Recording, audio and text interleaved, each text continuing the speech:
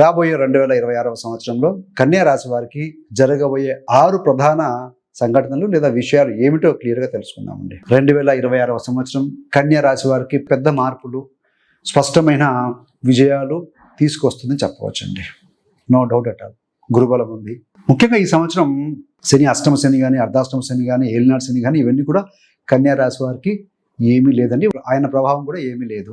ఇది పెద్ద ఉపశమనం అని చెప్పాలి కన్యా రాశి వారికి. మొదటిగా ఏంటంటే ముఖ్యంగా స్థిరాస్తి మరియు భౌతిక సంపదల విషయంలో చేస్తే ప్రాపర్టీస్ జూన్ 2వ తేదీ కంటే ముందున స్థిరాస్తుల విషయంలో గణనీయమైన అభివృద్ధికి అవకాశాలు ఉన్నాయి. ఎందుకంటే గురుగ్రహం 10లో ఉండి మీ 4వ స్థానాన్ని చూస్తున్నాడు. ఆయనకది స్వస్థానము.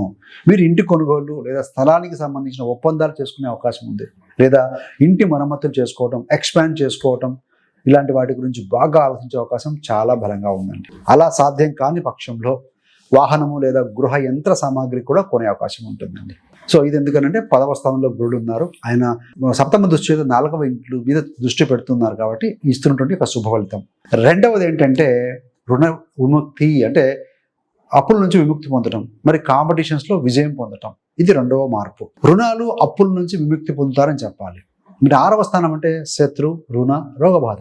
6వ ఇంట్లో ఎవరున్నారు? రాహు ఉన్నారు. సో పెద్ద ఆయన అప్పులు కానీ, చిన్న చిన్న అప్పులు కానీ ఉన్నా కూడా వాటి సమస్యలు తొలగుతాయి. వాటి బాధ నుంచి విముక్తి పొందుతారు అని చెప్పవచ్చు. ఒకవేళ మీకు అప్పులు లేవనుకోండి, మీరు స్పోర్ట్స్లో ఉన్నారు, పోటీ సంబంధంగా ప్రిపేర్ అవుతున్నారు, న్యాయ సంబంధమైన విషయాలు ఉన్నాయి, ఆ విషయాల్లో కూడా మీకు విజయం సాధిస్తారు అని చెప్పవచ్చు. అలాగే కన్యారాశి మరియు కన్యాలగ్నం వారికి 12వ ఇంట్లో కేతు ఉన్నందున స్పిరిచువల్ అంటే ఆధ్యాత్మిక యేత్రాలు చేయాలనే మీకు స్ఫూర్తి, అవగాహన లేదంటే ఇంట్రెస్ట్ బాగా కలుగుతుందండి.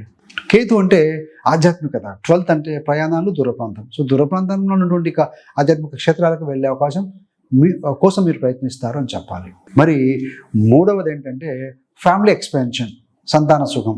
సో ముఖ్యంగా జూన్ 2 తర్వాత గురుడు ఉచ్చ స్థితిలోకి వస్తారండి. కర్కాటక రాశి అనేది గురుగ్రహానికి బలమైన క్షేత్రం, జలరాశి అది.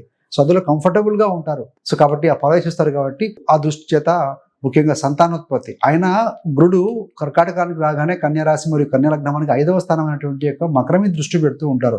ఎప్పుడు కూడా గురుడు ఉన్న స్థానం కంటే కూడా తన దృష్టి చేత మంచి ఫలితాలు ఇస్తారండి.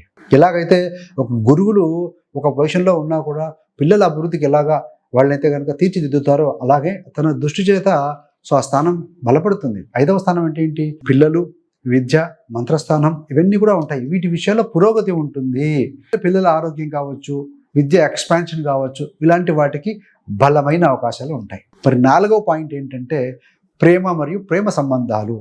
2026వ సంవత్సరం